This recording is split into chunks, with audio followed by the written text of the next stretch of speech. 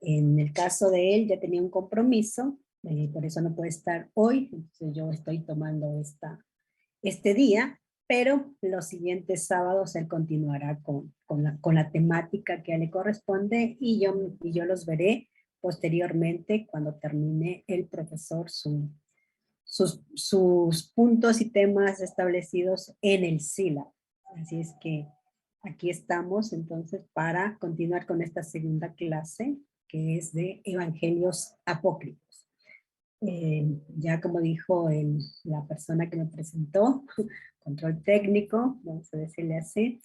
Mi nombre es Santa González, primera vez que voy a participar en Sociedades Bíblicas dando un curso, y bueno, es un privilegio y gracias por esa confianza, esperando que podamos entonces no solamente aprender de estos evangelios apócrifos, sino también aprender de cada uno de nosotros con nuestras opiniones, aportaciones o preguntas que se generen en esta temática que vamos a trabajar.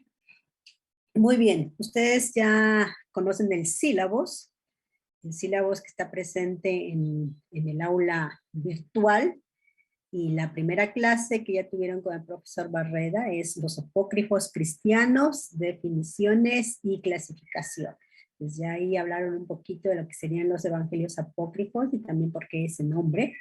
Y también el contexto en el cual se surgen o se originan estos escritos denominados evangelios y la clasificación.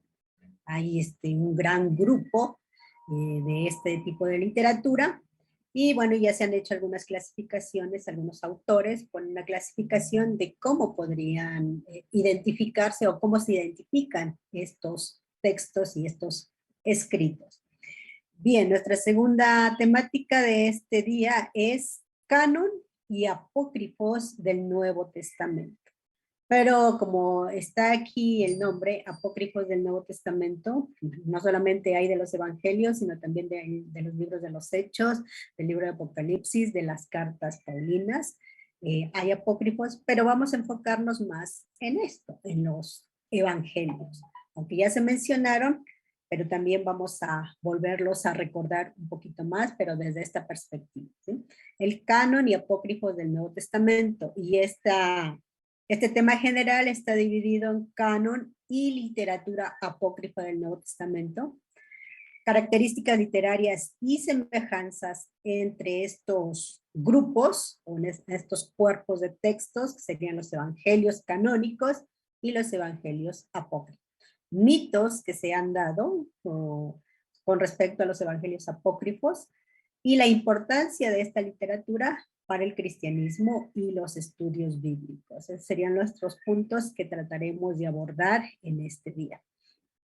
Si hay alguna, posiblemente en la explicación, si se tiene alguna pregunta o no está entendido lo que yo he dicho, pueden levantar la mano e interrumpir, siempre y cuando, obviamente, esté en la pregunta o la inquietud con respecto a lo que estamos diciendo. Aunque ya sabemos que antes de terminar la clase vamos a tener el espacio de preguntas y respuestas.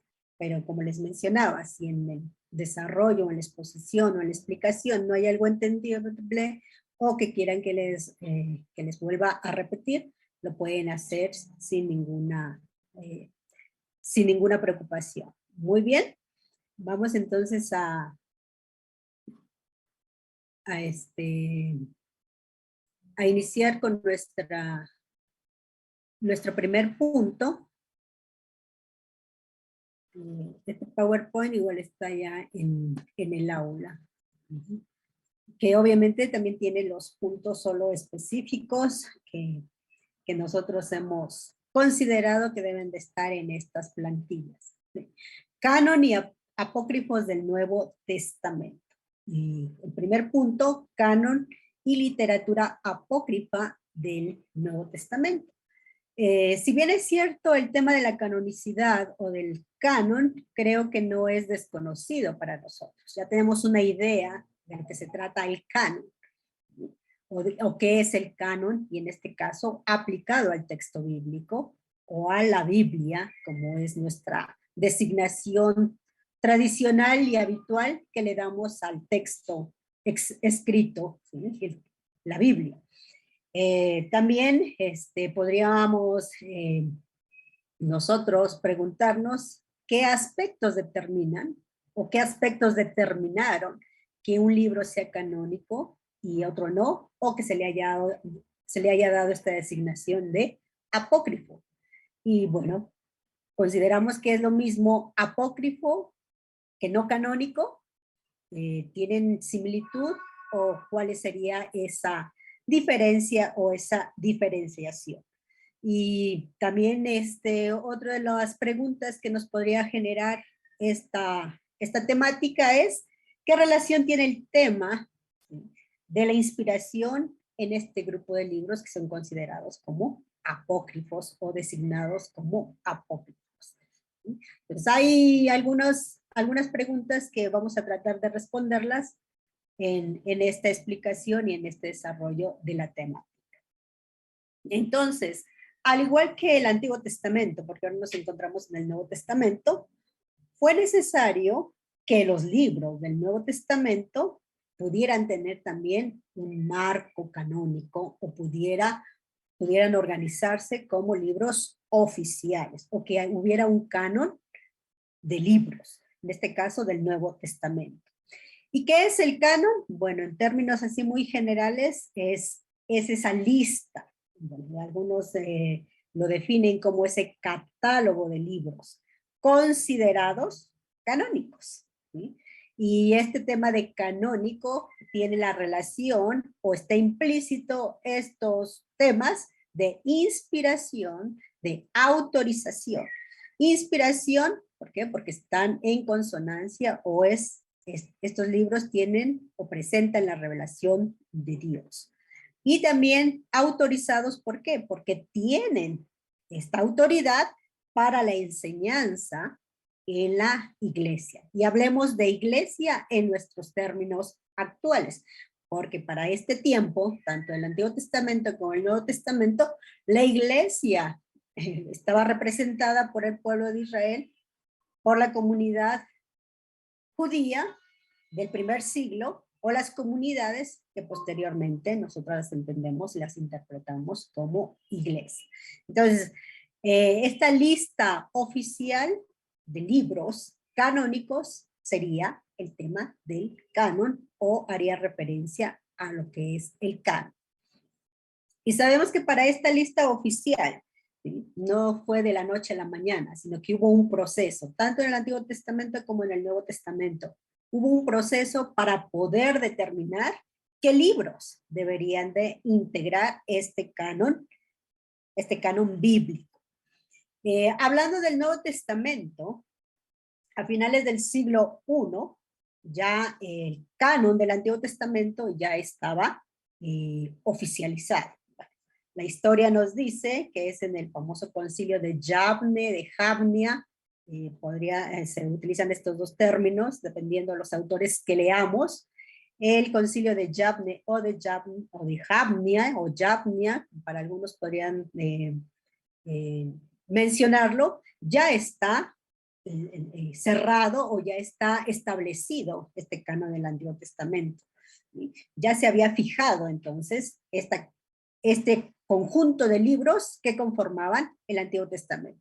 Y también tenemos presente que el tema de la canonización nuevamente, tanto el Antiguo como el Nuevo Testamento, hubieron muchos factores, hubieron muchos elementos que llevaron entonces a esta oficialización. Con respecto al Nuevo Testamento, hablando del siglo I y hablando del siglo II, todavía no existía un canon del Nuevo Testamento. Y podríamos decirlo también, todavía no existía el Nuevo Testamento como tal, con los 27 libros que nosotros conocemos. Si bien es cierto, la historia nos da datos, ¿sí?, de algunos personajes o de algunos eventos importantes donde se da a entender que ya existía un canon, pero no un canon como lo entendemos ahora, o como está presente en nuestro texto bíblico, ¿sí?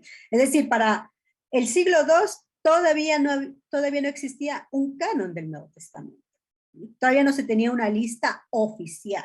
Si bien es cierto, ya se conocían algunos libros, se utilizaban en la lectura litúrgica, en la enseñanza de la catequesis, pero todavía no había una lista oficial de libros. Todavía no había un canon del Nuevo Testamento. A finales del siglo II, principios del siglo III, se empieza con ese interés de formar un canon del Nuevo Testamento. La formación de este conjunto de libros. ¿A qué se debe de que se empiece este interés y que se empiece a querer tener un conjunto o un corpus de libros canónicos? ¿Por qué? Por la gran variedad de literatura que existía por ese tiempo. Y no solamente literatura que fue considerada canónica, sino literatura que no cumplía con los parámetros o los requisitos que, bueno, la historia nos dice que deberían de cumplir para que fueran canonizados, ¿sí? Había entonces una variedad de literatura que circulaba, ¿sí? Ya entonces esto lleva a querer organizar y formar un canon, en este caso del Nuevo Testamento. Desde el siglo II, finales del siglo II, III, ya en el siglo IV, ya se tiene entonces un corpus, ya se está dando forma, o ya hay la forma de un canon como el que ahora conocemos, es decir, los 27 libros del Nuevo Testamento. Así entonces que cuando estamos hablando de canon, tenemos que tener en cuenta estas dos realidades para poder entender el proceso de la canonización. En primer lugar, el proceso histórico en la formación de los libros canónicos. Hay que conocer todo ese proceso, todos esos eventos, todas esas situaciones y obviamente los personajes o los lugares en donde se desarrolla todo este proceso. Y pues, en segundo momento, la lista cerrada de los libros canónicos establecida por la Iglesia. Entonces, estas dos realidades debemos tenerlas presentes cuando estamos hablando del canon. Un proceso largo y también en ese proceso largo cuando ya se cierra o se determina cuáles son los libros que forman parte de este corpus canónico. Ahora, y cuando estamos hablando en este en este segundo punto, esa lista cerrada dice por libros canónicos establecidos por la Iglesia. Este tema de la Iglesia, hablando más bien en el sentido de la competencia, de quiénes son o quiénes fueron o cuál fue el organismo que permitió el establecimiento de este canon, ¿sí? Fue la autoridad religiosa. Y cuando hablamos de la autoridad religiosa, bueno, ya para este siglo III, IV y más adelante, hasta el 1546, que ya se cierra definitivamente el canon, esta autoridad religiosa estaba conformada por varias personas que tenían o que la misma iglesia les había delegado esa autoridad. Entonces, esta autoridad religiosa que establece los libros canónicos, ¿sí? Se realiza todo esta decisión a través de los famosos concilios que se van dando a lo largo de este proceso histórico. Entonces, la decisión de esta autoridad religiosa se da a través de decisiones conciliares o a través de decisión conciliar, ¿sí? Y obviamente la historia nos habla que para poder entonces establecer esta decisión hay algunos criterios de canonicidad que deben de cumplir los libros para poder determinar cuáles deben de estar dentro del canon y cuáles deben de salir. Todo esto lo estamos hablando o lo estamos diciendo desde el punto de vista histórico, porque también el estudio del canon o de la canonización va a tener diversas perspectivas. En este caso, estamos mencionando solo la perspectiva histórica que los estudiosos nos están mostrando o nos están describiendo en sus obras. ¿Cuáles son esos criterios, nuevamente, que se consideran criterios a lo mejor igual muy ya conocidos y tradicionales, como por ejemplo el tema de la inspiración. Y bueno, también aquí podríamos hablar de toda esta perspectiva sobre la inspiración, pero no lo vamos a hacer, sino solamente vamos a considerarlo, que este fue uno de los criterios para determinar qué libro debería de estar o no en el canon. El tema de la inspiración, el tema del origen apostólico, es decir, estos libros deberían de tener como autor o fueran por esta línea de origen apostólico. Libros que también tuvieran un uso litúrgico o por el uso litúrgico que se utilizaba en las comunidades, podría también entonces ser considerado como un criterio. Y algo muy importante es que estos libros, el contenido de estos libros no contradijeran la doctrina cristiana o fueran ortodoxos en ese sentido. Estos criterios llevan entonces a determinar quiénes deben de estar en el canon y cuáles deben de salir de este cuerpo o de este grupo. Y como ya lo mencioné, son entonces criterios y perspectivas desde el punto de vista histórico. Ahora, con respecto a los libros que estamos mencionando, ya en especial los evangelios apócrifos. Bueno, como estamos en evangelios apócrifos, estos libros que nos corresponde estudiar o que estamos estudiando, los evangelios apócrifos, que así se les denomina, ¿por qué no ingresan al canon? Ya podríamos a lo mejor deducir esta pregunta con lo que ya mencioné sobre estos criterios. Y también ya dije que para este tiempo había una vasta literatura, ¿sí?, de diversos géneros. Siglo II, siglo III, aparece y se escribe mucha literatura, pero en especial cuando hablamos de los evangelios, esta literatura escrita tiene relación con Cristo, porque hablan también de la vida, de las palabras de Jesucristo y de Cristo. Y una de las características de estos libros, aunque es atribuido a un apóstol, desde la perspectiva de esta autoridad religiosa, estos libros no cumplían con criterios de autoridad apostólica.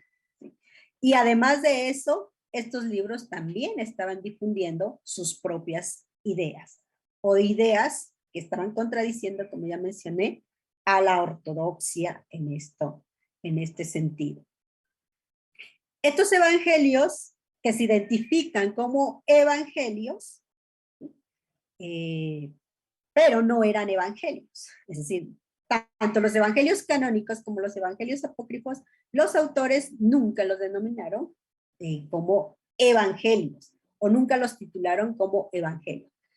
En nuestros textos bíblicos canónicos podemos leer en nuestras versiones en español que dice Evangelio de Mateo, Evangelio de Juan, pero esta designación no la dieron los autores, sino fue posteriormente que les denominaron así. Lo mismo los evangelios apócrifos, aunque son considerados evangelios, pero algunos no cumplen con estas características de evangelios. Más bien, esta designación o este título fue en un periodo posterior, se le pusieron en un periodo posterior.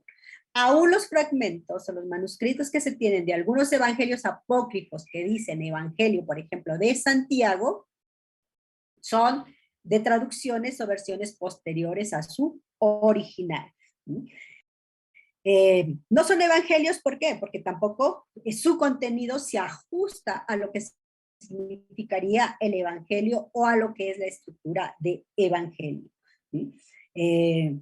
Aunque igual son evangelios, otra vez, van a diferir en lo que es el evangelio canónico. Y es por eso que no se le considera entonces evangelios canónicos, sino también evangelios apócrifos. ¿Qué es la palabra apócrifo?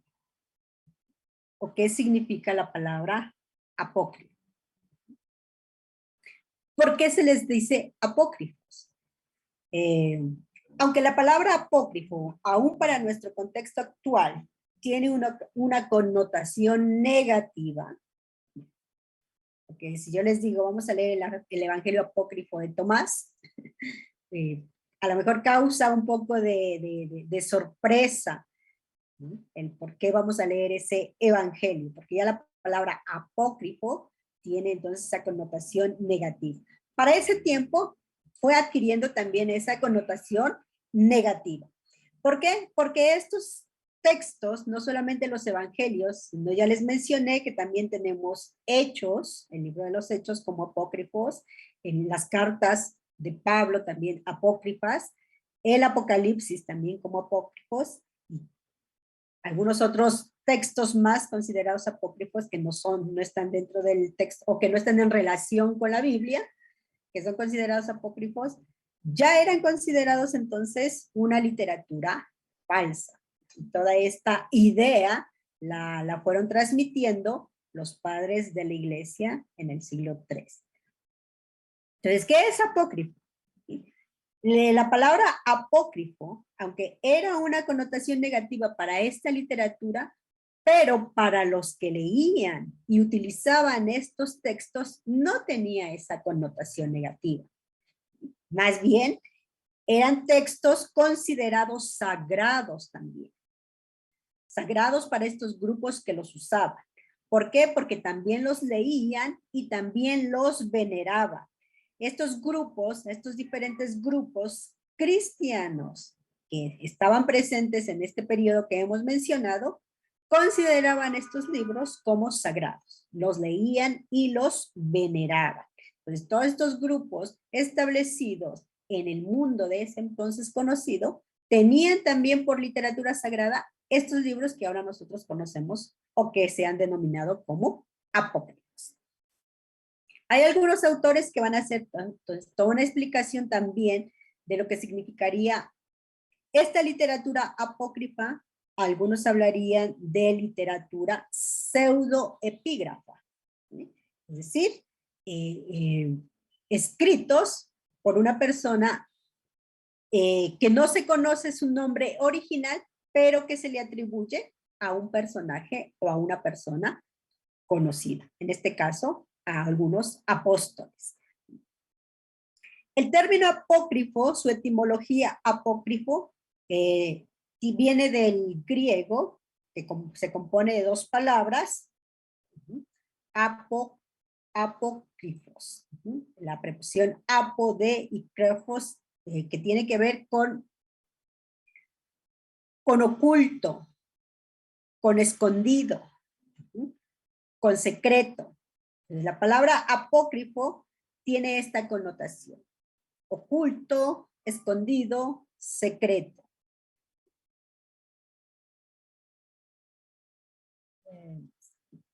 Sí, Lorenzo, vamos a 73 libros. Vamos a considerar esa pregunta al final, ¿sí? Esto tiene también que ver con el canon exactamente, y en especial en el Antiguo Testamento. Y ya vamos a tener en cuenta su pregunta. Entonces, la etimología de la palabra apócrifa griega o apócrifo griego tiene que ver con escondido, oscuro, oculto, ¿sí? Y está relacionada esta palabra, otra vez, con las obras de estos grupos, sobre todo ya no cristianos, sino grupos de otras ideologías o de otras creencias, ¿sí? Que estos libros o esta literatura, ¿sí?, que tenían y que eran denominadas apócrifas, era usada solamente para aquellas personas que querían ser parte de este grupo o de esta creencia o pertenecer a esta comunidad que no era cristiana. Es decir, los iniciados. Este tipo de literatura apócrifa, ya en su etimología real, como lo hemos definido, era aplicada a esta literatura de grupos no cristianos, obviamente religiosos, pero que se les daba o que se les presentaba solamente a aquellas personas que iban a ser parte de de este grupo o de esta ideología, es decir, a los iniciados. Hay también toda una explicación de cómo es que este término apócrifo se va aplicando entonces a estos libros que tienen relación con el texto bíblico. Como ya mencioné, estos evangelios que estamos estudiando, los libros de Hechos y otros más del Nuevo Testamento, hay toda una explicación cómo es que este término va entonces a hacer referencia a este tipo de literatura. De esta manera, entonces, en el siglo III, ya la palabra apócrifo ya tenía ese sinónimo de herético. Y ya lo mencionamos antes, todo se lo debemos también al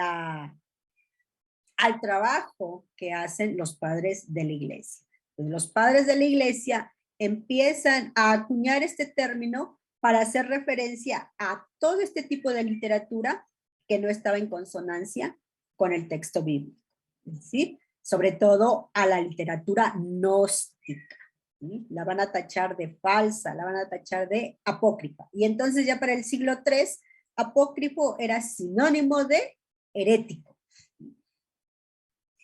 Habrá también esta designación, literatura apócrifa cristiana y literatura apócrifa no cristiana. En este caso, nos centraremos solo en este caso, como se menciona la literatura apócrifa cristiana. ¿Y cómo se definiría la literatura apócrifa cristiana? Sería entonces aquellos textos anónimos o pseudoepígrafos, que ya dije qué significa pseudoepígrafos, de origen cristiano relacionado con los libros del Nuevo Testamento y también con los libros del Antiguo Testamento. Porque tenemos también literatura apócrifa en el Antiguo Testamento. Y de esta manera, entonces, la literatura apócrifa cristiana, y como ya lo dice esta explicación o definición, serían toda esa literatura de origen cristiano relacionado con los libros del Nuevo Testamento y también del Antiguo Testamento. Pero ¿cuál es su característica? Que son textos anónimos o pseudoepígrafos. Es decir, no hay aunque se atribuye a un autor, pero ya en su estudio se da cuenta uno o se determina que en verdad no está hablando de este autor a quien se le atribuye, solo se le da esta atribución. Pseudoepígrafos, es decir, uno escribe en nombre de otra persona. Entonces, desde esta perspectiva que hemos mencionado, la distinción que ya vamos a nosotros a tener, no solamente para el siglo III, sino aún en nuestros días, entre libros canónicos y libros apócrifos, se ha dado o se ha determinado por diversos factores. Y esos factores, ya lo hemos mencionado aquí, uno es el tema de la canonización, ¿sí? La historia del canon, porque desde esta perspectiva canónica, entonces se llega a esta distinción, canónicos y apócrifos. Desde otro punto de vista, y también porque se da esta distinción, es desde la perspectiva dogmática y teológica. Ya también lo hemos mencionado, porque cuando se determina qué libros deben de ingresar, aparte de que sea, como ya mencionamos los criterios, es que no contradiga o que esté en consonancia con la doctrina cristiana. Pero, ¿por qué entonces estamos estudiando estos textos considerados apócrifos? ¿Por qué? Porque el estudio de estos libros no solamente nos permite vislumbrar esta literatura, sino también que ya había o que ya existía, ¿sí? Colecciones muy antiguas, en este caso hablando de los evangelios, nos va a permitir mirar que ya existía una colección muy antigua de las logias o de los dichos de Jesús. ¿Sí? Y también esta literatura nos hace mirar el testimonio de nuestra escritura o de los textos considerados canónicos. Entonces, no podemos reducir la literatura cristiana en estos dos bloques. ¿Sí?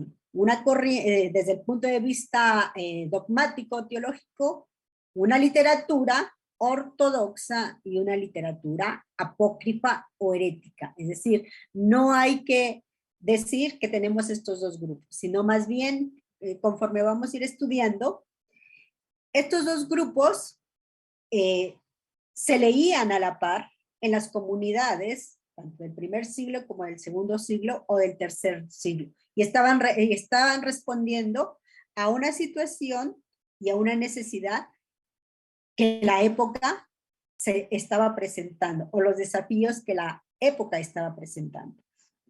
Entonces, cuando hablamos entonces de canon y literatura apócrifa del Nuevo Testamento, tiene que ver entonces con esta distinción que tenemos en este momento con respecto a estos libros o a esta literatura que surgió en este periodo determinado a la par con los libros que están en nuestro texto bíblico.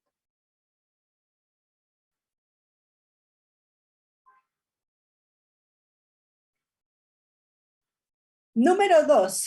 Bueno, ya hemos mencionado y dicho mucho sobre los evangelios apócrifos y creo que en la primera clase ustedes ya tienen una idea de cuáles son esos evangelios apócrifos. ¿Cómo se llaman esos evangelios apócrifos? Y ya han identificado algunos textos de estos evangelios apócrifos.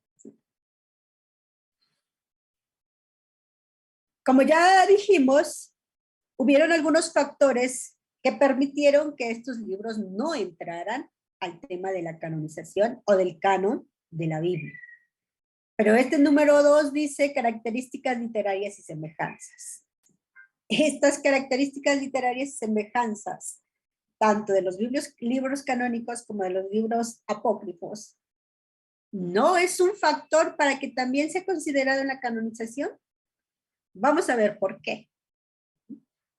¿Por qué? Porque si tiene semejanzas estos libros, quiere decir entonces que están en consonancia con el texto bíblico. Pero vamos a mirar por qué.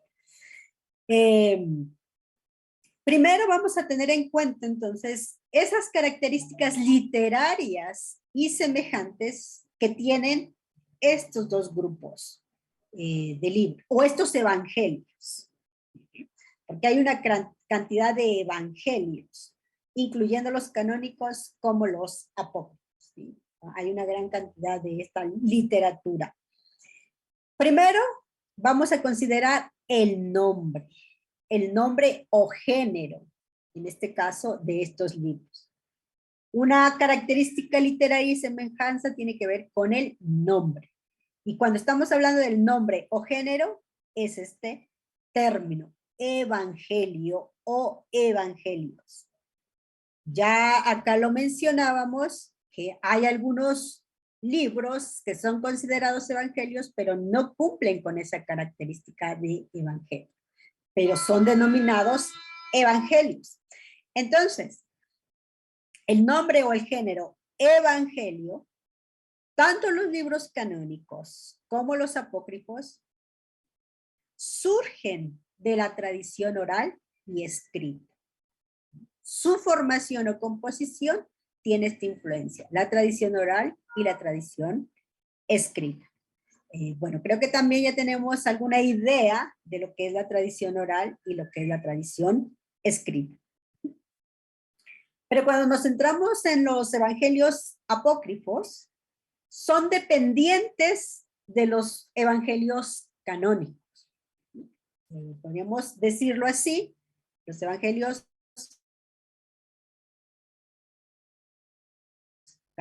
apócrifos son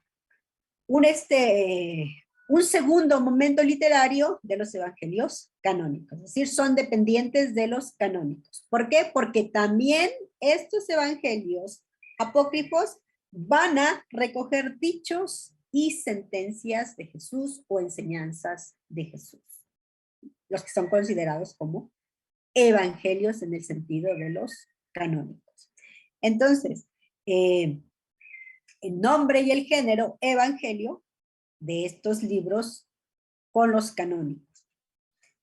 Detengámonos un poquito en este término evangelio, aunque igual ya también tenemos opiniones, enseñanzas, definiciones de lo que significa la palabra evangelio. Este término griego también, evangelio. Considerando entonces su explicación con respecto a lo que estamos estudiando o a este contexto, la palabra evangelio se refería o hacía referencia a la predicación oral de la salvación de Dios mediante Jesucristo o a través de Jesucristo. Ya en este contexto, la palabra evangelio era eso, no solamente la predicación, antes de que fuera escrito había una predicación o una tradición oral. Por eso, evangelio hace referencia a la predicación oral de la salvación de Dios a través de Jesucristo. Y desde esa perspectiva se entendía entonces la palabra evangelio o el término evangelio. Es la predicación o es ese mensaje oral que se comunicaba con respecto a Jesús. Ya cuando se aplica este término al mensaje escrito, tiene que ver entonces con los evangelios escritos o los textos escritos. Y desde esta perspectiva, la palabra evangelio o evangelios sería esas obras de géneros literarios y de contenidos muy diversos. Entonces, ya aplicado el término evangelio al texto escrito, son obras literarias o obras de géneros literarios y de contenidos muy diversos. Aunque si bien es cierto, habrá algunos autores que van a decir cuál es el contenido en especial de los evangelios canónicos, vida y obra de Jesús. Pero aparte de esa vida y obra de Jesús, hay otros contenidos que están relacionados con esta vida y obra de Jesús. Ya en los estudios actuales, la palabra evangelio o evangelios hace referencia a estos escritos que transmiten, que usan e interpretan tradiciones de Jesús y sobre Jesús. Escritos que transmiten, usan e interpretan tradiciones de Jesús y sobre Jesús. Una de las características literarias y semejanzas entre los evangelios canónicos y los evangelios apócrifos es que surgen de esta tradición oral y escrita y se plasman en estas obras, que se conoce como evangelios. Como evangelios. Ahora, ya dijimos entonces en esta última definición que son esas obras literarias o de diversos géneros literarios y con un contenido muy variado, que nos hablan entonces de Jesús y sobre Jesús. ¿Qué nos hablan de Jesús y sobre Jesús? Bueno, entonces la segunda característica literaria y semejanza entre estos dos grupos, evangelios canónicos y evangelios apócrifos, es las tradiciones de Jesús. Tanto los canónicos como los apócrifos van a recoger dichos y sentencias de Jesús que se conoce como también tradiciones de Jesús o que se denominan también como tradiciones de Jesús. Es decir, ya en el siglo II ya hay un corpus del Nuevo Testamento y donde también se les está dando ese reconocimiento a los evangelios canónicos, pero también hay otros evangelios que obviamente no se están, se están utilizando, se están leyendo, están hablando también de las tradiciones de Jesús, pero no se están considerando todavía como canónicos. Entonces, los evangelios canónicos, aunque hablan de la vida de Jesús, pero nos dan pocos datos o pocos detalles biográficos de esta vida. Entonces, ¿qué es lo que hacen los evangelios apócrifos? Los evangelios apócrifos nos van a ampliar, podríamos decir de esta manera, esta biografía de Jesús. Pero en especial van a darnos datos sobre la vida de Jesús y de las personas que están vinculadas con Jesús. Es decir, esas lagunas o esos vacíos que se encuentran en los evangelios canónicos con respecto a la vida y algunas personas relacionadas con Jesús, los evangelios apócrifos lo van a entonces a incluir en sus escritos de los autores, obviamente, que hacen estos evangelios. De esta manera, entonces, se elaboran leyendas para completar esas lagunas. ¿Y qué lagunas o qué espacios vacíos que no encontramos en los evangelios canónicos? En especial, la infancia de Jesús. Vamos a tener entonces varios evangelios de apócrifos que son considerados evangelios de la infancia de Jesús. ¿Por qué? Porque van a dar mayor detalles de esta época de Jesús. Así como los evangelios canónicos hablan de un Jesús que hace milagros, de un Jesús divino, poderoso, los evangelios apócrifos van a presentar que este Jesús, aún desde la infancia, tenía estas características divinas. Era milagroso y también era poderoso. Porque en los evangelios canónicos no tenemos, solo habla de Jesús hasta una cierta edad, pero no nos da mayores detalles. En cambio, los evangelios apócrifos van a ampliar esta información o van a incluir esta información de cómo también Jesús, niño, tiene esta característica divina. Otro de los temas sobre la vida de Jesús, que también es muy concreto en los canónicos, tiene que ver con la pasión y la resurrección. Pues hay evangelios apócrifos que amplían o que le dan mayor detalle a estos dos temas. Y como mencioné, estos libros hablan o también incluyen a personajes relacionados con Jesús. Si bien es cierto, en los canónicos nos habla de sus apóstoles, nos habla de sus amigos, nos habla de su madre, nos habla de algunos personajes importantes, en los evangelios apócrifos también va a ampliar, ¿sí?, la característica y la actividad de estos personajes. Por ejemplo, de María, de los apóstoles y aún de este personaje que solamente lo mencionan los apóstoles, pero no nos da los canónicos, perdón, pero no nos da mayor detalles, que sería Pilatos, de este personaje, de Pilatos. Entonces tenemos personajes importantes que también se mencionan en estos libros apócrifos. María, los apóstoles y Pilatos. Por ejemplo, el evangelio más reciente que se ha descubierto, se ha estudiado, el de Judas, que tiene igual un mensaje muy interesante y que a veces podría causar un poco de inquietud y que obviamente lo vamos a estudiar más adelante en nuestro sílabo y en nuestro tema. Entonces, dos características importantes en este segundo punto.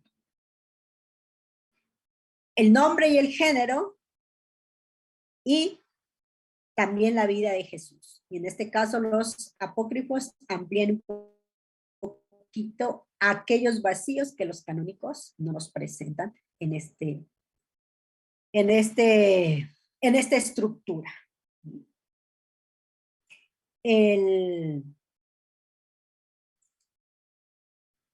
Una tercera característica es esta, en forma de evangelio y atribuido a un apóstol.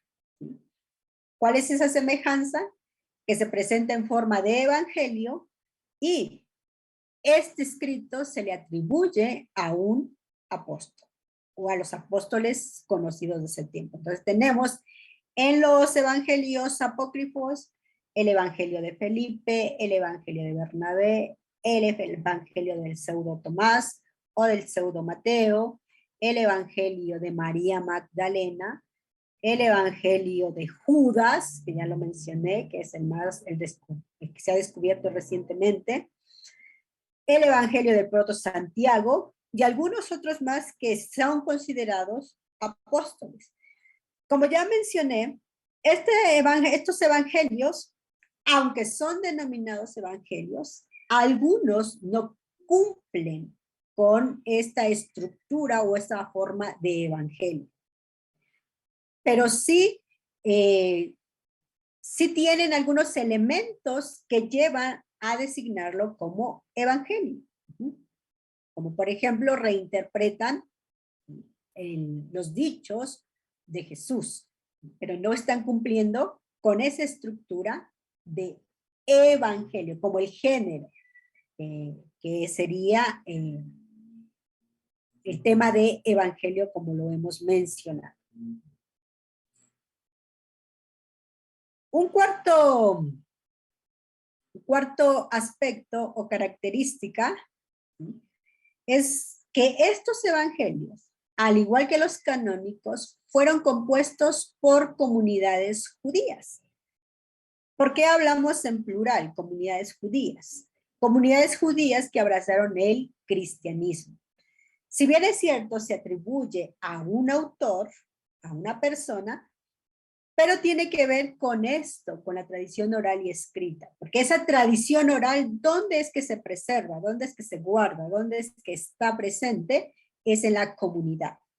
La comunidad es en la comunidad y en varios espacios de la comunidad que la tradición oral se sigue actualizando, como por ejemplo en la liturgia, como por ejemplo en la enseñanza, esa tradición se preserva, por eso se habla de comunidad judía.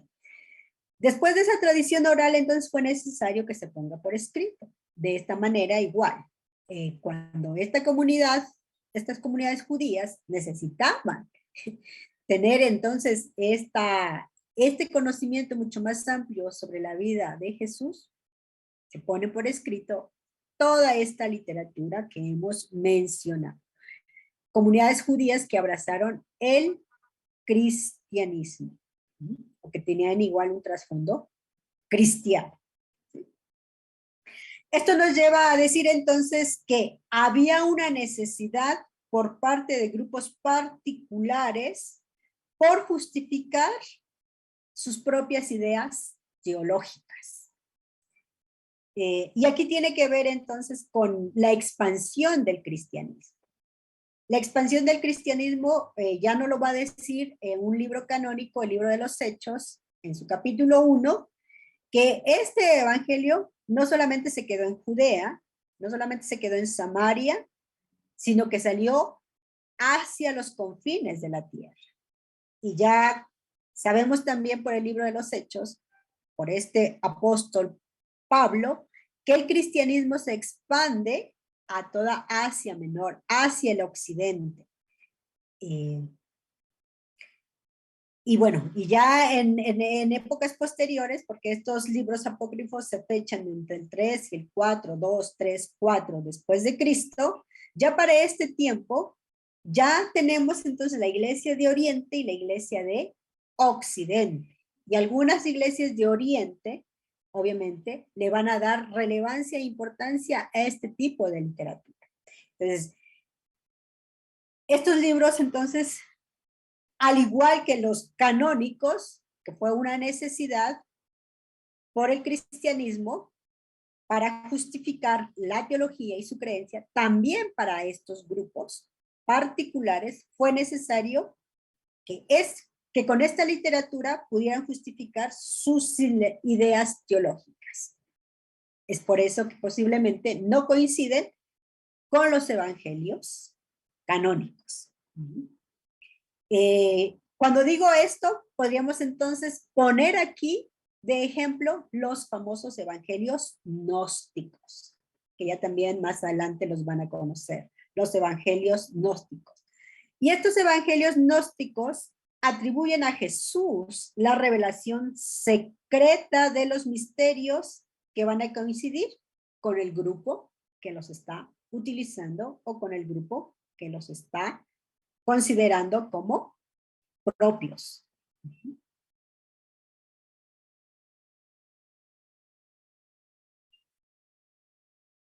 Sí, tenemos aquí igual otra pregunta. ¿Cómo podremos evaluar la veracidad de estos textos apócrifos de la infancia, de sus dichos, de su comunidad para nuestra exégesis? ¿Y cómo contextualizar esa historia viva?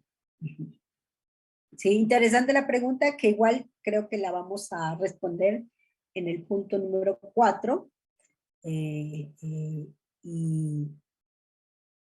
bueno, y también creo que esta respuesta se va a dar al terminar todo el curso, porque no solamente vamos a hablar de estas características de los evangelios, sino también vamos a, en el sílabo tenemos el análisis de algunos textos, como por ejemplo, vamos a tener esas propuestas teológicas de los evangelios apócrifos y su relación con los evangelios canónicos. Vamos a mirar al evangelio de María Magdalena, vamos a mirar el evangelio de Pseudo Tomás, y ahí está con el relato de la infancia o de la infancia de Jesús, los evangelios gnósticos, no todos, sino algunos, y también el evangelio de Judas, con algunos temas específicos. Entonces, creo yo que esta pregunta, claro, se podría responder en este momento, pero en el desarrollo del curso va a haber igual esos elementos que nos van a hacer entender esta pregunta, o estos elementos que están incluidos en esta pregunta.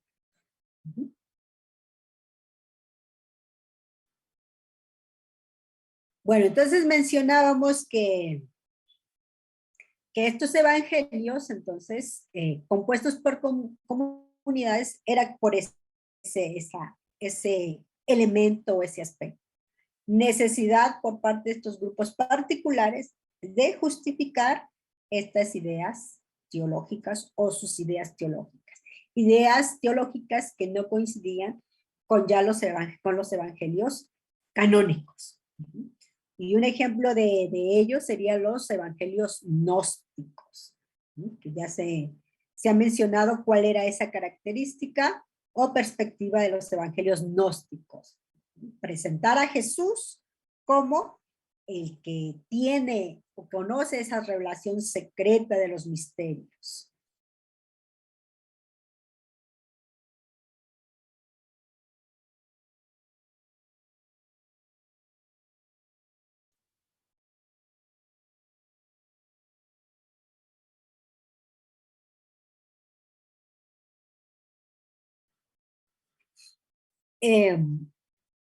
Un último punto, bueno, que no se encuentra aquí, pero que también tiene relación con estas características literarias y semejanzas, es que estos libros, en este caso los evangelios, también fueron utilizados o fue por necesidad para rebatir a los herejes con el mismo procedimiento. Es decir, estamos hablando de una literatura en relación con la cristiana, porque pueden ser grupos cristianos, pero había otros grupos no cristianos que sí eran considerados herejes. Estos mismos libros van a tener este propósito, la necesidad de rebatir a los herejes, ¿sí? Con el mismo procedimiento, ¿sí? Porque van a contradecir también al gnosticismo, pero el gnosticismo que no pertenece a la gran iglesia, o que no pertenece a esa perspectiva cristiana. Entonces, de esta manera, entonces, con este último punto, al igual que en los evangelios canónicos, que igual hubo una necesidad para rebatir a estos grupos no considerados o aliados o alineados a la ortodoxia cristiana, los mismos evangelios apócrifos van a igual a surgir para rebatir a esos grupos que no concordaban con un cristianismo, con un gnosticismo cristiano, es decir, para rebatir a los herejes, al gnosticismo, ¿sí?, que no pertenecía, o grupos que no pertenecían a esa perspectiva cristiana o tenían esa perspectiva cristiana. ¿Sí? Entonces, con esto terminamos estos dos primeros puntos de nuestro plan para este día. El canon y la literatura apócrifa y las características literarias y semejanzas. Entonces lo podemos resumir en estos dos puntos importantes, ¿sí? El género, denominado evangelio, y también que estos libros, estos serían los puntos más fuertes, si podríamos decirlo así, estos libros van a recoger también dichos y sentencias de Jesús, o nos van a hablar también de la vida y obra de Jesús. Y obviamente los apócrifos van a incluir algunos temas que no están presentes, o van a ampliar esos temas que no están presentes en los canónicos. El punto número 3. Los mitos que se tienen sobre los evangelios apócrifos. Y cuando estamos hablando de mitos, estamos hablando de esa perspectiva negativa, actual, que tenemos sobre los evangelios apócrifos, o que se han dado a los evangelios apócrifos. Aunque ya un primer punto se dio desde la antigüedad. ¿Por qué? Porque eran considerados por grupos heréticos o usados por grupos heréticos. Que es igual, es una influencia de la perspectiva y de las opiniones de los padres de la iglesia. Pero también esa opinión todavía en nuestros días se encuentra presente. Estos libros no tienen fundamentos históricos. Bueno, en este sentido no podríamos decirlo así tajantemente que no tienen fundamentos. Tienen fundamentos históricos por el contexto en que surgen y en un periodo de eventos importantes, siglo II, siglo III, en que vivía la iglesia ya, o la comunidad cristiana de ese tiempo. Entonces, cuando habla de fundamentos históricos, podríamos entonces ampliar un poquito más sobre eso. No es que surgen así como si nada. Todo escrito tiene un fundamento histórico.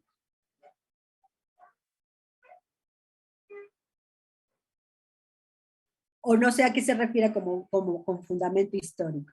Pero ya vamos a contestar y tener un diálogo con estas preguntas. Bueno, entonces mencionábamos sobre los mitos que se tienen sobre los evangelios apócrifos.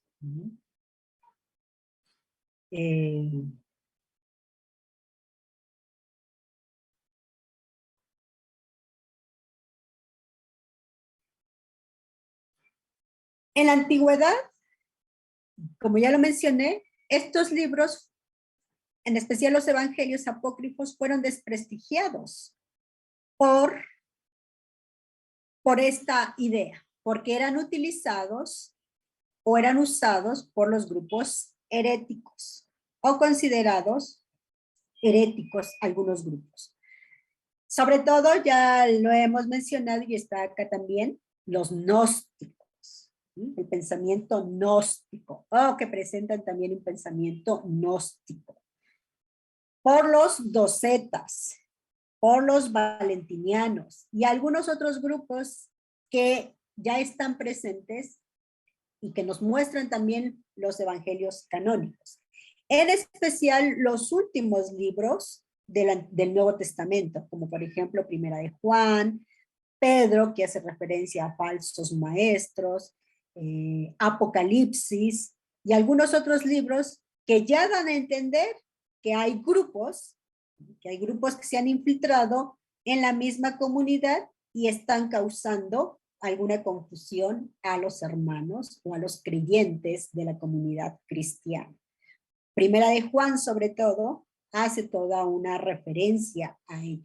Y bueno, y algo interesante que también nos dice Primera de Juan es que algunos grupos que tienen igual una perspectiva cristológica diferente han salido de la misma comunidad. Han salido de la misma comunidad. Entonces Juan les dice, eran de nosotros, pero ya no son de nosotros por esa perspectiva. Entonces, ya para este tiempo ya hay un grupo o hay varios grupos, ¿sí?, que van a ser considerados como heréticos, o sea, que no se ajustan a lo establecido o a lo que se creía.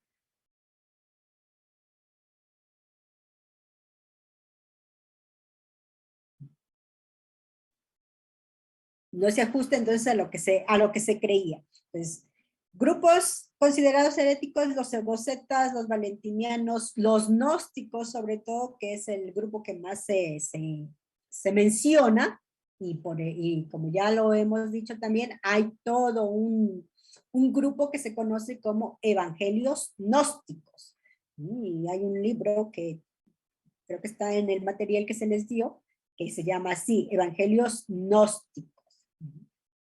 Todos estos grupos que utilizaban uno o tal o cual evangelio. Ahora es muy interesante también que no solamente los evangelios apócrifos eran utilizados por grupos heréticos. Ya la historia nos va a decir que los mismos evangelios canónicos eran utilizados por grupos gnósticos. Sobre todo Mateo, Lucas, Juan, el mismo Apocalipsis. Y recordemos la historia también de la canonización del Nuevo Testamento. Apocalipsis, Judas y algunos otros son, en un primer canon, son cuestionados. ¿Por qué? Porque hacen mención o porque son utilizados por grupos heréticos, como el caso de Apocalipsis 20 y algunos otros más. No solamente los apócrifos son utilizados por estos grupos, sino también los canónicos. Pero obviamente el mayor peso de esta designación cae sobre esta literatura por las características que más adelante vamos a conocer y vamos a mencionar en posteriores temas que vamos a conocer, ¿sí?, sobre el contenido de estos libros. Otro de los mitos que tiene que ver es esto, que contradicen la doctrina cristiana. Contradicen la doctrina cristiana. Y es posible entonces que la iglesia que ya tenía este grupo de evangelios canónicos considerados los oficiales, impusiera esa idea de que solamente sobre la base de estos libros la enseñanza y la doctrina cristiana tenía que realizarse. Entonces, la influencia de esta iglesia lleva entonces a decir que estos libros contradicen la doctrina cristiana.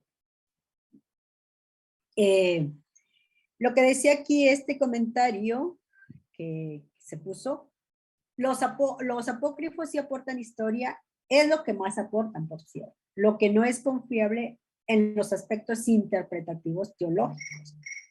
Puede ser cierto, porque si nosotros leemos, por ejemplo, bueno, en el Evangelio de Pseudo Tomás, donde se habla de la infancia de Jesús, y creo que ustedes tienen un trabajo muy interesante que van a hacer cuando se analice este libro, van a leer el Evangelio de Lucas, el capítulo 2, que es el que nos da mayores detalles de la infancia de Jesús, junto con este Evangelio. Y van a ver los paralelos con respecto a esta temática, ¿sí? Entonces aquí surge la pregunta, ¿sí? Creo que es lógico que si un evangelio no nos está aportando datos de esta persona tan importante que es Jesús como niño, ¿cómo fue su desarrollo, ¿sí?, en esta etapa infantil? Creo que es lógico, no solamente de la iglesia, sino aún de nosotros mismos, querer saber más datos sobre este aspecto, sobre este tema. O en este tiempo que también se cuestionan muchas cosas, o se preguntan muchas cosas, o que se quieren tener muchos elementos mucho más concretos con respecto, en este caso, al tema de la infancia de Jesús. Creo que uno de estos libros nos aporta esos datos, pero es cierto, hay que leer y entender estos datos que nos presentan los evangelios apócrifos, con respecto en este caso a Jesús, nuestra doctrina sobre Jesús, sobre Jesucristo, hay que tener en cuenta o hay que leer con cierta delicadeza estos datos que nos dan los apócrifos. Porque es lógico querer yo saber, o es lógico entender que Jesús niño jugaba al igual que un niño normal. Se enojaba que un niño normal. Porque aquí a veces está muy presente más la doctrina o nuestra teología, ¿sí? Es que Jesús, desde que nació, fue divino, y como divino no sintió, no se enojó, o sea, vivía una naturaleza divina. ¿Sí? Entonces, ¿cómo explicamos esa naturaleza humana? Entonces, desde nuestros entendimientos, a lo mejor muy prácticos y también muy occidentales y muy humanos, es lógico que vamos a entender entonces, sí, Jesús fue un niño normal, fue un niño que también se enojó, pero entonces, ¿cómo integramos y conjugamos esta doctrina, naturaleza divina y naturaleza humana? Nosotros más resaltamos la naturaleza divina, un Jesús, ¿sí? Que más su naturaleza divina estuvo presente y no tanto la humana. Desde esta perspectiva, entonces, creo yo que los apócrifos no están contradiciendo la doctrina cristiana, sino más bien están mirando desde otra perspectiva que la doctrina cristiana no está presentando de Jesús, estos libros no le están presentando. Esa humanidad de Jesús. ¿Sí? Obviamente que a veces exagera un poquito esta literatura, pero hay que mirar y leer con mucha delicadeza y hacer nuestras reflexiones con respecto a esto, ¿sí? Cuando se habla de contradicen la doctrina cristiana, ¿en qué sentido están contradiciendo la doctrina cristiana? ¿En qué sentido están afectando nuestra doctrina cristiana? Si la misma doctrina cristiana nos dice que Jesús se encarnó, se hizo humano, los textos cristológicos, como en el caso de Pablo de Filipenses, que nos dice, renunció a su naturaleza divina o se vació de su naturaleza divina para estar en la humana. Entonces, todo eso, ¿cómo lo entendemos desde esa perspectiva?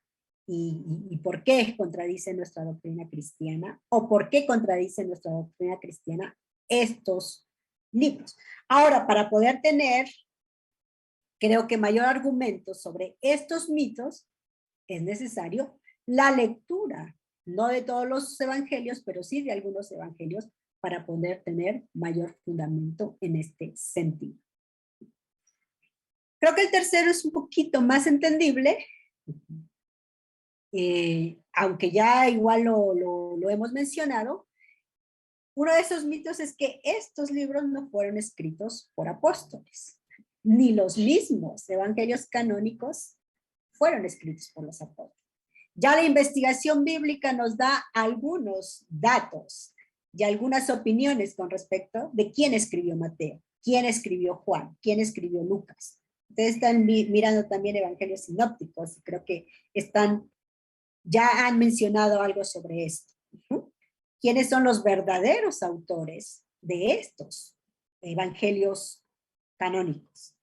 Y en el caso de los apócrifos, bueno, también sabemos que se le atribuye a un apóstol, pero no es el apóstol. Posiblemente son sus seguidores, posiblemente es la escuela de estos apóstoles o estos sucesores de los apóstoles o estos seguidores de estos apóstoles quienes escriben estos evangelios. Y que aquí está relacionado con este punto, compuesto por las comunidades judías cristianas, judeo-cristianas. Entonces, este es otro de los mitos. No fueron escritos por los apóstoles. ¿Por qué? Porque ni los mismos canónicos fueron directamente escritos por los apóstoles. Y obviamente este tercero, que es un poquito más debatido y a lo mejor más igual aceptado, es que, sí, en este caso ya mencionamos los evangelios gnósticos. ¿Por qué? Porque tienen un pensamiento gnóstico. Son evangelios gnósticos porque tienen un pensamiento gnóstico. Bueno, y también el tema del gnosticismo, que es una corriente que está presente. Algunos hablan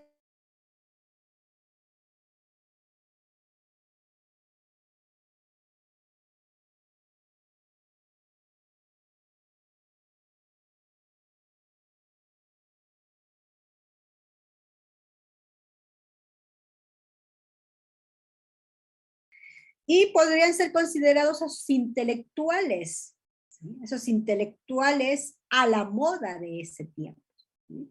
Personas que reflexionaban, que pensaban, que razonaban, y obviamente que el alimento de la espiritualidad estaba en ese conocimiento, en el conocer. Por eso se conoce gnosis, que viene de nous, mente. Nous, mente. El gnosticismo ha acompañado a la iglesia cristiana o las iglesias cristianas desde sus inicios. Se puede decir que se desarrolla a la par de las iglesias cristianas. Él asombra de las iglesias cristianas. La literatura gnóstica descubierta, en este caso con los evangelios apócrifos, es una prueba de esa gnosis y de ese gnosticismo que ya estaba presente a la par con el cristianismo, en los primeros siglos del cristianismo.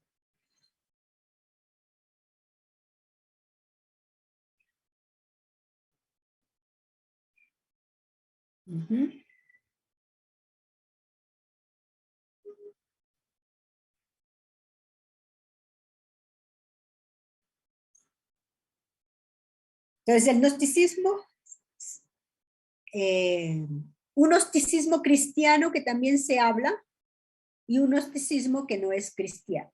Sobre todo los evangelios que se encontraron podrían ser de esta línea, un gnosticismo cristiano, un pensamiento gnóstico cristiano. Entonces, estos mitos o algunos otros mitos que ustedes puedan incluir, ¿sí?, sobre este tercer punto de los evangelios apócrifos. Estos que he mencionado y no sé si algunos otros o algún otro que puedan incluir que no esté aquí, pueden hacerlo, pueden escribirlo ahí en los comentarios o también en los comentarios en el aula.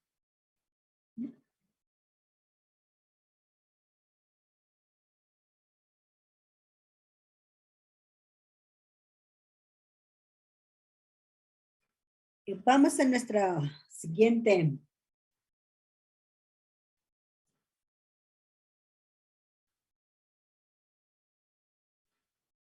La importancia de esta literatura para el cristianismo y los estudios bíblicos. Creo que no solamente esta literatura, sino toda la literatura del texto bíblico es importante para nuestros estudios bíblicos. El conocer más sobre el Pentateuco, el conocer más sobre los históricos, el conocer más sobre las cartas paulinas, el conocer más sobre los salmos y toda la literatura que está presente en nuestro texto bíblico es importante en nuestro estudio bíblico. Pero más aparte de estos libros que ya conocemos, que son considerados canónicos y de nuestro texto bíblico, tenemos otro tipo de literatura que también es necesario conocer. La literatura rabínica, la literatura extrabíblica, la literatura apócrifa, como ahora lo estamos conociendo, tanto de los evangelios como de otros libros, la literatura en relación con la Biblia, como la literatura mesopotámica, la literatura babilónica, la persa, etcétera, etcétera. Es decir, toda aquella literatura que esté en relación o que nos ayude a entender de mejor manera el texto bíblico debe ser importante para conocer o para estudiar. Y en este caso nos vamos a detener solo en esta literatura que estamos mencionando, que en este caso son los evangelios apócrifos. Y esta es una de las preguntas. ¿Sobre qué términos hablaríamos de la importancia de esta literatura? Porque nos causa sensación, como se ha hecho con el Evangelio de Judas, que recuerden que cuando se descubrió y se dio a conocer, causó toda una sensación, ¿sí? El querer conocer y sobre todo lo que se dijo que está diciendo este Evangelio. Hubieron novelas que surgieron de este evangelio, ¿sí? Como una sensación, como causar ese morbo con respecto a la vida de Jesús con estos evangelios, o un rechazo contundentemente a este tipo de literatura, y no hay que leerla, una prohibición tajante sin saber qué es lo que dice y por qué se dice y para qué se dice. Entonces, ¿sobre qué términos hablaríamos de la importancia de esta literatura? ¿Qué valor le concedemos a estos evangelios apócrifos? Sí. ¿Qué valor o no valor? Otra vez, por estas cuestiones que he mencionado. Si ni siquiera los conocemos, si ni siquiera sabemos de qué habla, o porque ya un grupo reducido de personas opina por nosotros y nos dice que ya hace una interpretación y dice que esto que se dice no es correcto. Sí, si bien es cierto, tenemos organismos representantes que nos ayudan a esta defensa de la fe, pero también nosotros tenemos esa libertad de poder leer y decir estoy de acuerdo, no estoy de acuerdo, o de qué manera. Entonces, ¿qué valor le concedemos a estos evangelios? Obviamente para decir o responder a este valor tenemos que conocerlos y leerlos. ¿Y qué es lo que determina su importancia? Su contenido, los mitos que hemos mencionado o la historia. ¿Cuál es el valor? ¿O qué es lo que determina este importe? El contenido que nos está hablando, esos mitos que hemos mencionado, o es la historia de estos libros. Ya lo hemos dicho en un principio, entonces, que estos libros nos proporcionan información sobre Jesús y las tradiciones de Jesús, al igual que los evangelios canónicos, o al igual que los evangelios canónicos nos están mostrando. También hemos dicho que estos evangelios, aunque no son considerados evangelios, algunos, pero se designan evangelios por su estructura, por su contenido también.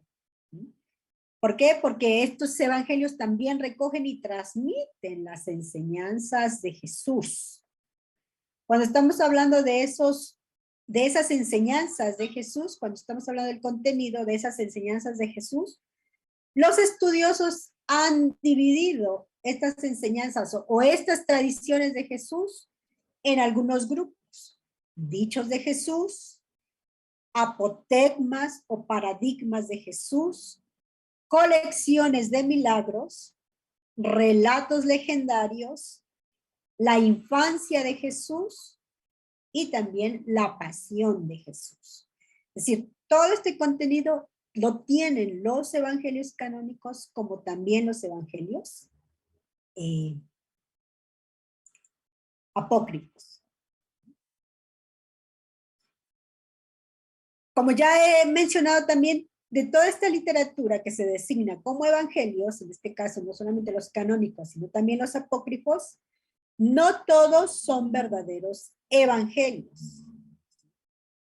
Como ya mencioné, no solamente son los 4 evangelios que conocemos, no solamente estos apócrifos, sino también otros libros más. Estaríamos hablando aproximadamente de 70 evangelios, tanto incluyendo los canónicos como los que no son canónicos. o los que son considerados apócrifos. Algunos autores han agrupado estos evangelios de la siguiente forma. No sé si ya el profesor José les mencionó, pero vamos a dar una perspectiva diferente, otra perspectiva u otra grupo de evangelios, o más bien cómo se clasifican o cómo se estructuran estos evangelios. Evangelios de la vida de Jesús, o como vidas de Jesús, que ahí se incluirían también los evangelios canónicos y, en este caso, cuando hablamos de los apócrifos, el evangelio de Pedro. El evangelio de Pedro. Tenemos también los evangelios discursivos o los evangelios sapienciales. Cuando estamos hablando de los evangelios discursivos o sapienciales, son esos evangelios que nos están presentando también en las tradiciones de Jesús, pero de una manera no narrativa, ¿sí? De una manera muy discursiva, en forma de discurso. Y aquí entraría el famoso evangelio de Tomás, que bueno, para algunos estudiosos dirían que este evangelio de Tomás debería de ser el quinto evangelio, o que este de los evangelios debería de estar dentro de los canónicos. ¿Por qué? Porque de los más o menos 114 o 114 me parece, dichos que menciona el evangelio de Tomás, la mitad están presentes en los evangelios canónicos, ¿sí? Un evangelio discursivo o evangelio discursivo. Y otro grupo que se ha denominado obras indebidamente llamadas evangelios. ¿Por qué? Porque como ya mencioné, se consideran evangelios, pero no tienen nada que ver con esta característica de evangelio. Porque estas obras indebidamente llamadas evangelios, en su contenido va a colocar en boca de Jesús especulaciones gnósticas. Pues aquí ya también tendría que ver con los evangelios gnósticos. Estas obras van a reelaborar la tradición evangélica. Es decir, ya no dependen directamente de los evangelios canónicos, sino van a utilizar otro tipo de material para poder reelaborar esta tradición evangélica. Y aquí tenemos los evangelios, el evangelio de la verdad, el evangelio de Felipe, el evangelio de los egipcios y algunos otros evangelios más. Entonces, con todo esto que hemos mencionado, la importancia de estos evangelios para el cristianismo y los estudios bíblicos es que nos ayudan a conocer un poco mejor el cristianismo primitivo. Nos ayudan a conocer o nos dan vistos un poquito más amplios del cristianismo primitivo. Y no solamente eso, no solamente su organización social, económica, religiosa, sobre todo religiosa o teológica, sino también la pluralidad que había en ese tiempo, la pluralidad de perspectivas con respecto a Jesús que hay en ese tiempo, su evolución, como desde el inicio del primer siglo hasta el siglo II ha tenido el cristianismo esa evolución, o los cristianismos, como diría Piñeiro, esa evolución. Y también sus conflictos y la teología. Entonces, la importancia de esta literatura para el cristianismo y los estudios bíblicos es que nos da a conocer un poco más el cristianismo.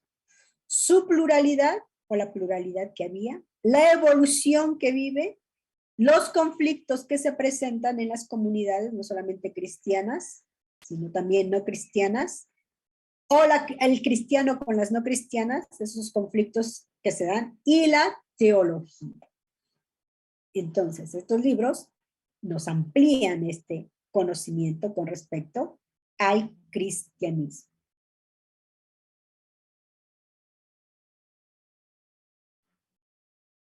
Lo que ha sido un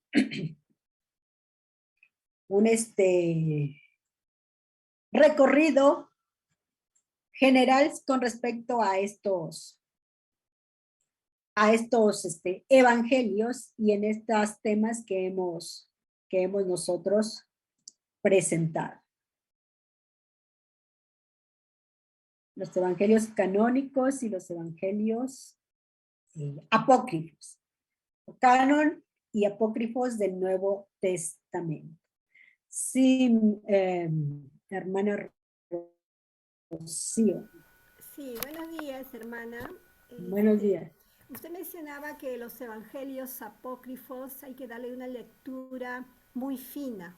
Si bien es cierto, nos ha hablado de la importancia de una visión más integral, existen algunas limitaciones y también es importante saber si estos evangelios apócrifos, si nosotros enseñamos la palabra de Dios, compartirlo a la iglesia también.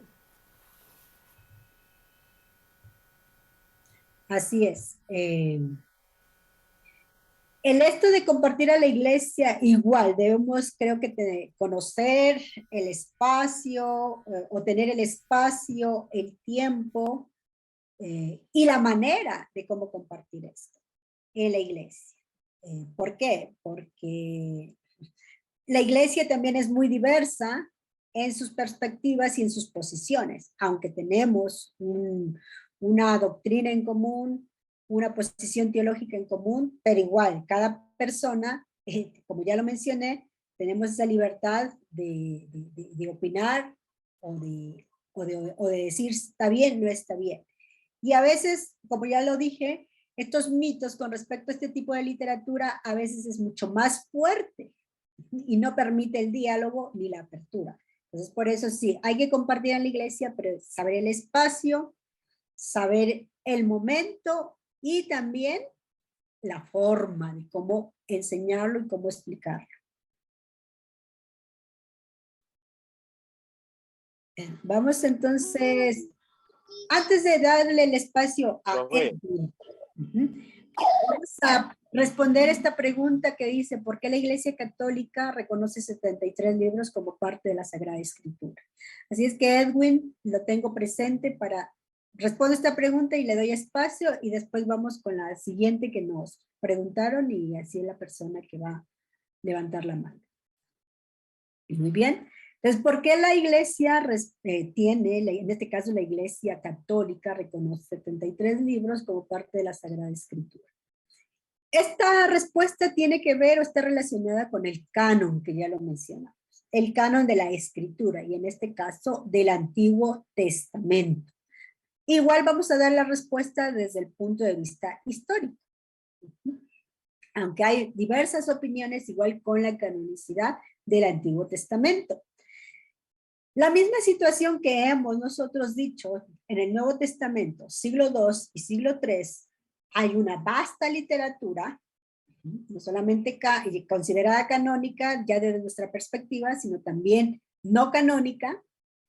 En el Antiguo Testamento, en este periodo, donde se empieza igual a querer realizar un texto canónico, siglo II, no, en este caso sería al revés, siglo III, siglo II, antes de Cristo, igual el pueblo de Israel se encuentra en nuestro contexto y en otra época histórica. Igual surge mucha literatura,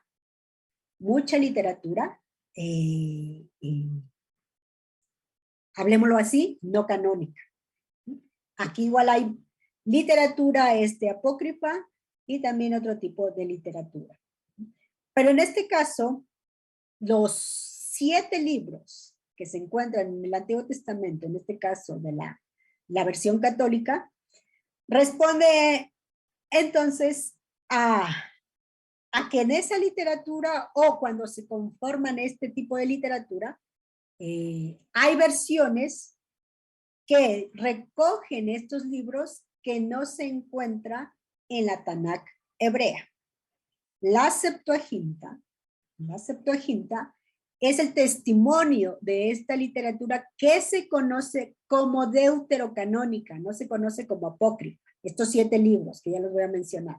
se conocen como deuterocanónicos y no tanto como apócrifos.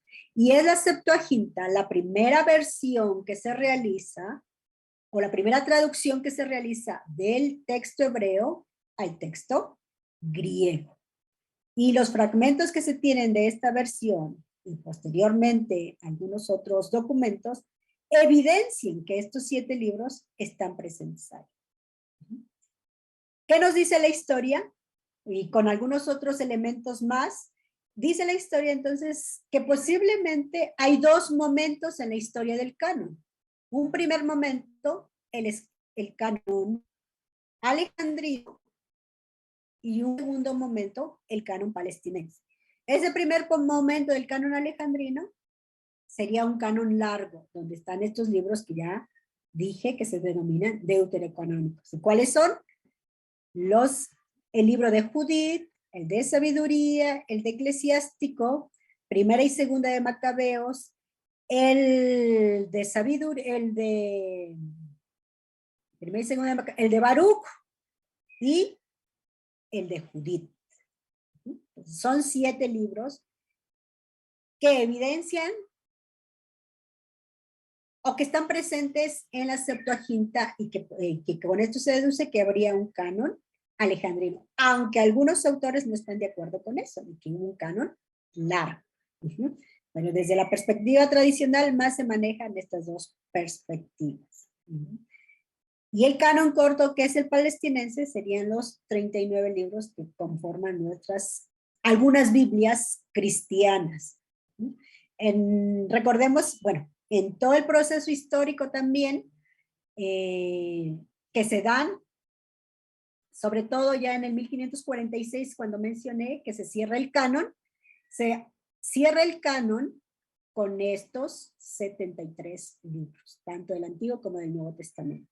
A eso se referiría, o a eso sería, o a eso se debería, desde el punto de vista histórico, de que la Iglesia Católica va a tener 73 libros como Sagrada Escritura.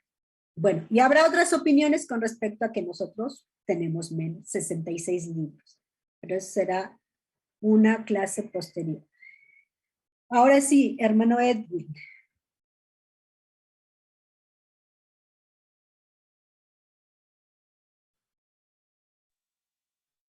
Bueno, profe, saludarla primeramente, darle muchas gracias por el conocimiento que nos imparte a través de esta cátedra.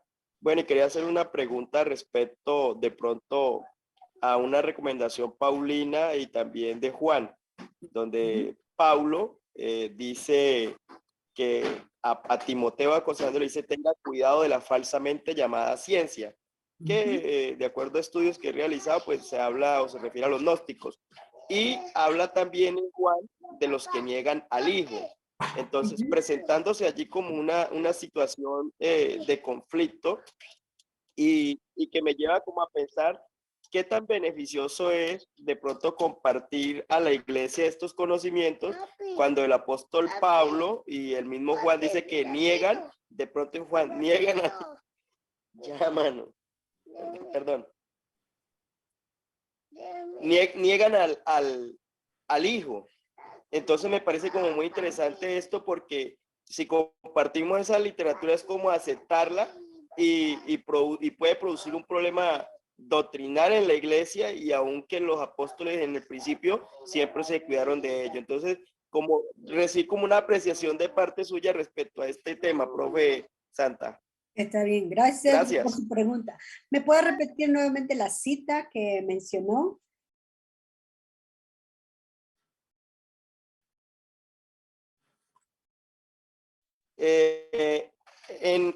A Timoteo, Pablo a Timoteo le dice que tenga cuidado de los argumentos de la falsamente llamada ciencia. Y en primera de Juan habla de los que niegan al Hijo, ¿ya? Que si se niega, entonces entra a haber un problema y teniendo en cuenta que el gnosticismo lo que hace es alabar la parte como divina, pero desconocer la parte humana. La parte, claro, inmaterial. Y en otras partes el tema doctrinal era que se alababa la parte humana y... Ajá. Así es, sí. Claro, en 1 Timoteo, claro, posiblemente esté haciendo referencia a la gnosis, que tenían una perspectiva muy diferente de la cristología de Jesús, o de la cristología en este caso, la que incluye a Jesús.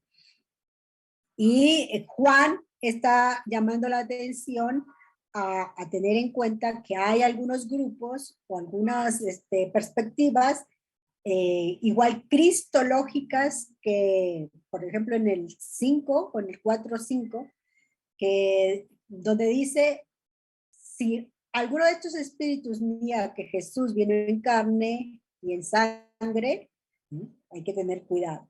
Que también posiblemente tenga que ver con el gnosticismo. ¿Por qué? Porque el gnosticismo enfatizaba la parte inmaterial, digámoslo así, de Jesús y no tanto la parte material.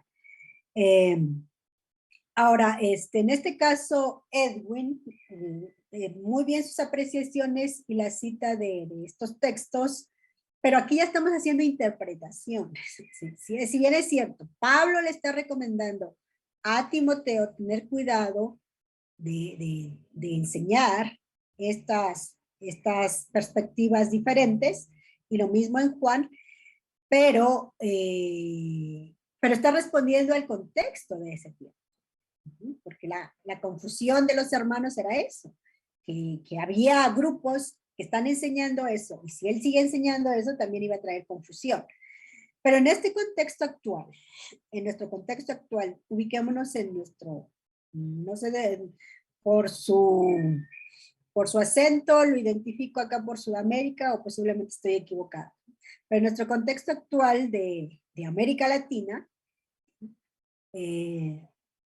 occidental, creo que es más necesario informar que prohibir la información o ocultar la información. Esa es mi perspectiva de Santa González, que también en un caso de que pueda de ser pastora en una iglesia, más iría por esa línea, más de informar, de enseñar, que de prohibir. Vuelvo a repetir con lo que le dije a la hermana que también hizo esa apreciación: buscar el espacio, buscar las estrategias y obviamente la manera y la forma de cómo comunicar todo esto. Porque nuevamente, ya hemos mencionado que el estudio de estos libros sí tiene un valor importante, porque nos habla del cristianismo, de los cristianismos que existían en ese tiempo. Actualmente podríamos hacer una comparación también de toda la diversidad, no solamente religiosa que hay en nuestros contextos, perspectivas ideológicas y de otra forma, que nos ayude a poder entonces mirar que en el texto bíblico hay una situación similar, y entonces cuál es la forma de poder dar una respuesta a todo esto y también ayudar a los hermanos, a las hermanas en posiciones mucho más equilibradas y centradas al texto bíblico, es informando, es dando a conocer todo esto.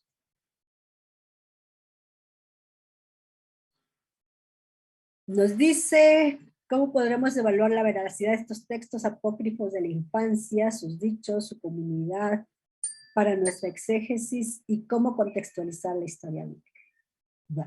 Bueno, una de las opiniones, y también creo yo la forma de cómo podemos evaluar esa veracidad, es haciendo exégesis de estos libros, y entonces al hacer la exégesis también hacer ese paralelismo o esa comparación de lo que dice el texto bíblico canónico y lo que dice el texto bíblico apócrifo.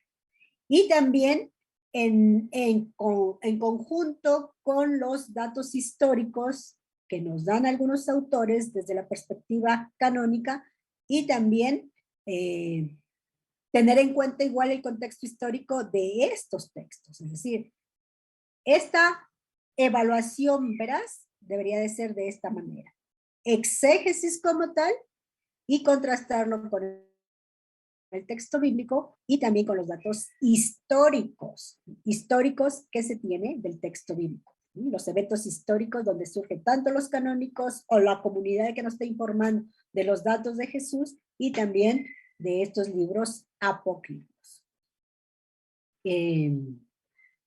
Los apócrifos sí aportan historia, es lo que más aportan, por cierto, lo que no es confiable, bueno, esto igual, aspectos teológicos. Bueno, también el comentario de Eduardo, muy bien. Ismael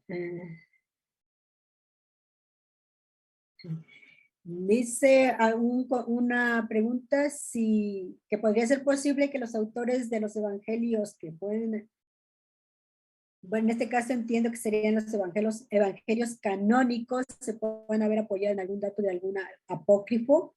Creo que es al contrario, el apócrifo se apoya en los datos del evangelio canónico, porque ya dijimos que estos son posteriores a los evangelios canónicos. 1 Timoteo 6:20, Colosenses 2:8. Mirad que nadie os engañe por medio de filosofías y huecas sutilezas, según las tradiciones de los hombres, conforme a los reglamentos del mundo y los según Cristo.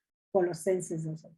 Sí, entonces también para poder responder a qué se refiere Pablo con estas filosofías huecas, el contexto en el que se desarrolla en este caso la iglesia de Colosenses, cuál es el pensamiento de ese tiempo que está permeando en el contexto cristiano de la comunidad de ese tiempo. Entonces, hacer toda esa exégesis, porque a veces nosotros igual hacemos la interpretación de lo que nos dice el texto en español, sin considerar a lo mejor el trasfondo histórico. Entonces, para validar todo esto que nos dice Pablo, y también, otra vez, el entendimiento del contenido de estos libros, de estos evangelios apócrifos, es hacer una exégesis como tal.